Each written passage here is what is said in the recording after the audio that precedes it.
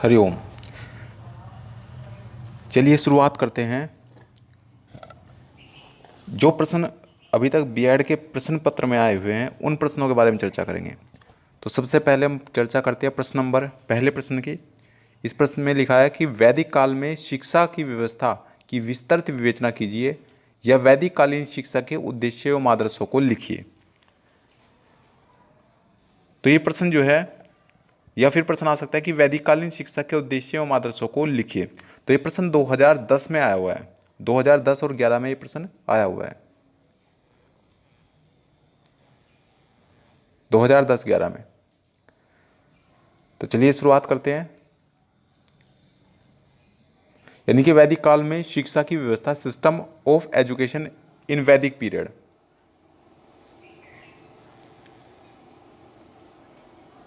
तो वैदिक काल में शिक्षा की व्यवस्था को समझने के लिए उसके निम्नलिखित उद्देश्य और आदर्शों पर विचार किया जाना आवश्यक है। कौन कौन से उद्देश्यों पर विचार किया जाना आवश्यक है?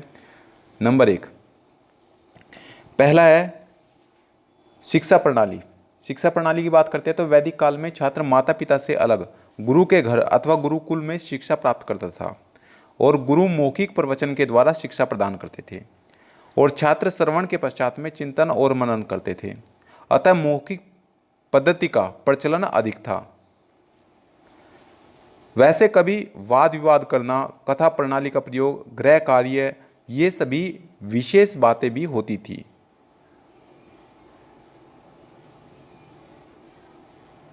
नंबर 2, शिक्षण संस्थाएं। वैदिक काल में शिक्षण का कार्य गुरुकुल, ऋषि, आश्रम, परिषद आदि के द्वारा संपन्न कराया जाता था।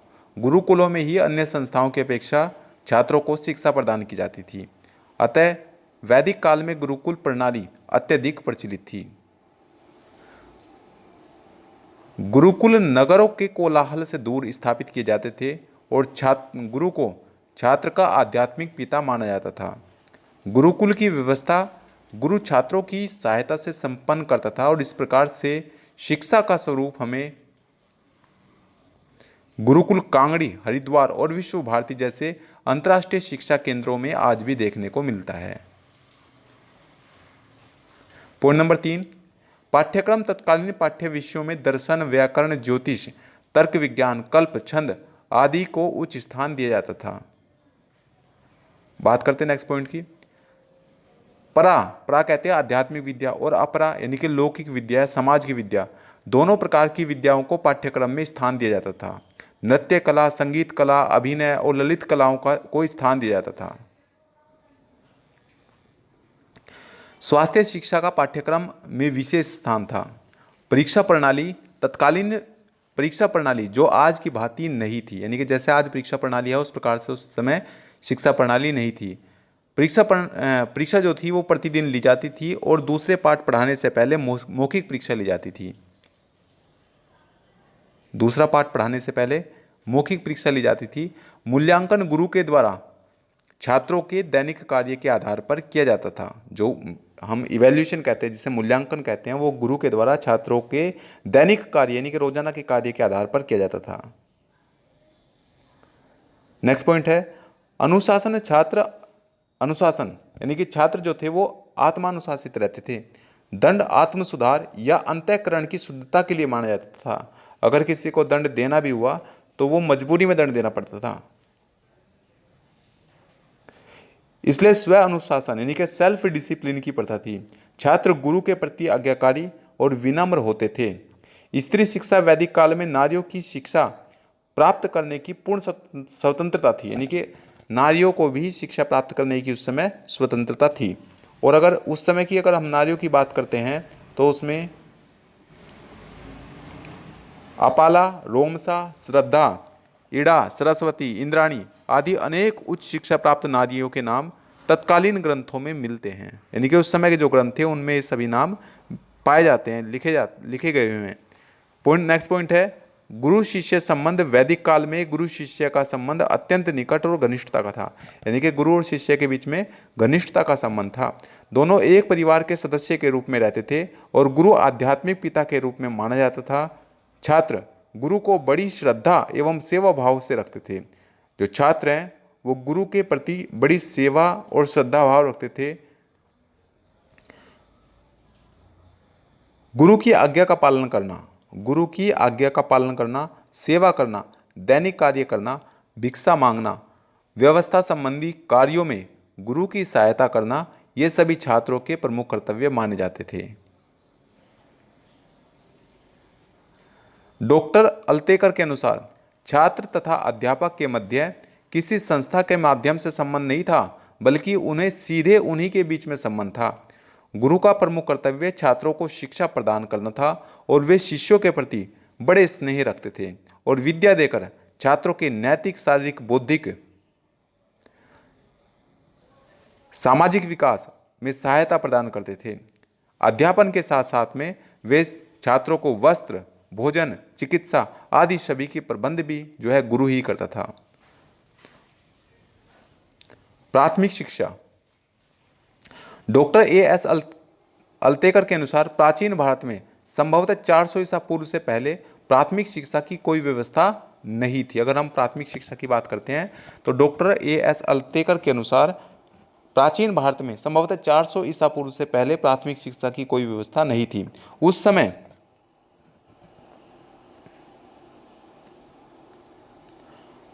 समय तक बालक का परिवार में ही यानी कि प्राथमिक शिक्षण का केंद्र होता था। परिवार में ही वो प्राथमिक शिक्षा ग्रहण करता था और उसके पश्चात में कुछ ब्राह्मणों ने व्यक्तिगत रूप से शिक्षा देने का आरंभ किया था, यानी कि कुछ ब्राह्मणों ने शिक्षा देने का कार्य आरंभ कर दिया था। इसके बाद आता है पॉइंट सामान्य शिक्षा।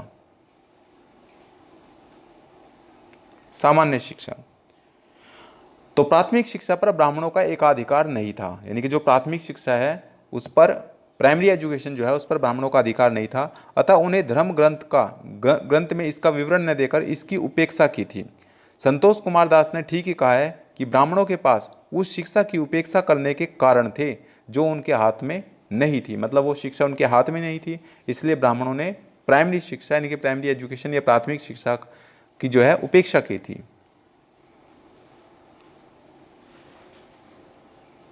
नेक्स्ट पॉइंट है प्रवेश। तो डॉक्टर वेदमित्र के अनुसार प्राथमिक शिक्षा का आरंभ 5 वर्ष की आयु में विद्या आरंभ संस्कार से होता था।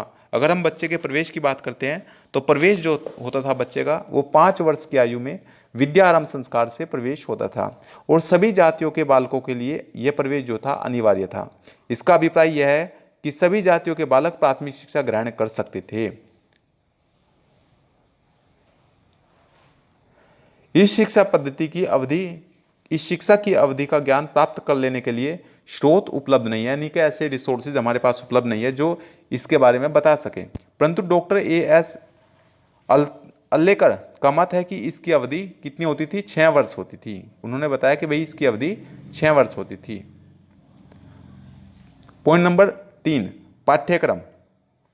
तो वैदिक मंत्रों का उच्चारण करना और उन्हें बोलना सिखाया जाता था, यानी कि पाठ्यक्रम में यह था कि भाई वैदिक मंत्र बुलवा लिए और उनका उच्चारण कराया जाता था।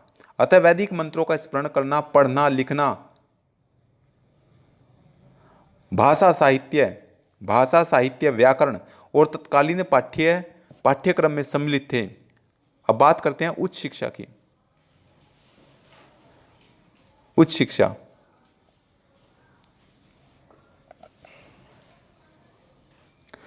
तो पाठ्यक्रम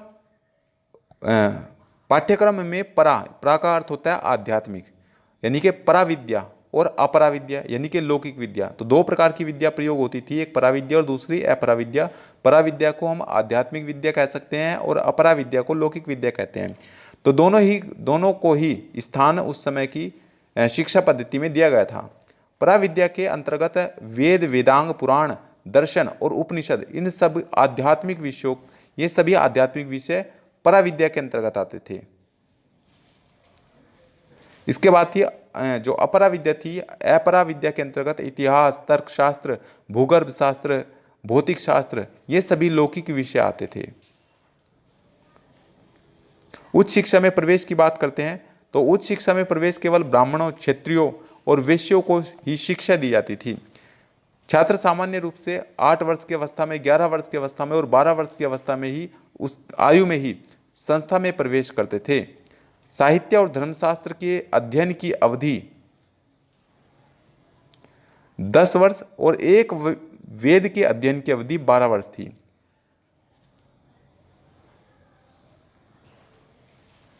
नेक्स्ट पॉइंट, शिक्षण विधि। तो छात्र पाठ्य वस्तु का मनन, चिंतन, स्वाध्याय और पुनरावृत्ति करते थे। मुख्यतः प्रवचन, व्याख्यान, शास्त्रार्थ, प्रश्नोत्तर, वाद विवाद आदि शिक्षण की विधियां उस समय उपस्थित थी या प्रयोग की जाती थी। बात करते हैं परीक्षाओं की। तो छात्रों की मौखिक परीक्षा होती थी, लिखित परीक्षा नहीं होती थी। शिक्षण संस्थाएं, वैदिक काल में मुख्य शिक्षण संस्थाएं थी जैसे टोल, चरण, घटिका, गुरुकुल, परिषद, विद्यापीठ और विशिष्ट आश्रम, विशिष्ट विद्यालय, मंदिर, महाविद्यालय, ब्राह्मणीय महाविद्यालय और विश्वविद्यालय। तो ये सभी उस समय की जो थी शिक्षण संस्थाएं थी और इनका विवरण इस प्रकार से है। सबसे पहले बात करते हैं टोल की। तो टोल क्या थी? टोल में संस्कृत में शिक्षा दी जाती थी। एक टोल में एक शिक्षक होता था। बात करते हैं चरण की। तो चरण में एक वेद के एक अंग की शिक्षा दी जाती थी। चरण में वेद के एक अंग की शिक्षा दी जाती थी और एक चरण में एक शिक्षक होता था। इसके बाद घटिका। तो घटिका में धर्म और दर्शन की उच्च शिक्षा दी जाती थी और घटिका में अनेक शिक्षक होते थे।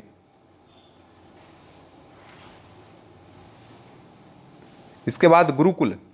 गुरुकुल में वेदों, साहित्य, धर्मशास्त्र इन सब की शिक्षा दी जाती थी। एक गुरुकुल में एक शिक्षक होता था। तो गुरुकुल में वेदों, साहित्य और धर्मशास्त्र की शिक्षा दी जाती थी और एक गुरुकुल में एक शिक्षक होता था। इसके बाद परिषद। परिषद में विभिन्न विषयों की शिक्षा दी जाती थी और एक परिषद में साधारणतः 10 शिक्षक होते थे। विद्यापीठ। विद्यापीठ में व्याकरण और तर्कशास्त्र की शिक्षा दी जाती थी और एक विद्यापीठ में अनेक शिक्षक होते थे। इसके बाद आता है विशिष्ट विद्यालय। विशिष्ट विद्यालय। तो विशिष्ट विद्यालय में एक विशिष्ट विषय की, किसी भी एक विशिष्ट विषय की शिक्षा दी जाती थी। जैसे वैदिक विद्यालय में वेदों की और शूद्र विद्यालय में यज्ञ, हवन आदि की शिक्षा दी जाती थी। एक विशिष्ट विद्यालय में एक शिक्षक होता था जो ये जानकारी देता था या ये शिक्षा प्रदान करता था। इसके बाद आता है मंदिर। तो मंदिर महाविद्यालय किसी मंदिर से संबंधित है। मंदिर महाविद्यालय में धर्म, दर्शन, वेदों, व्याकरण इन सब की शिक्षा दी जाती थी और एक मंदिर में महाविद्यालय में अनेक शिक्षक होते थे।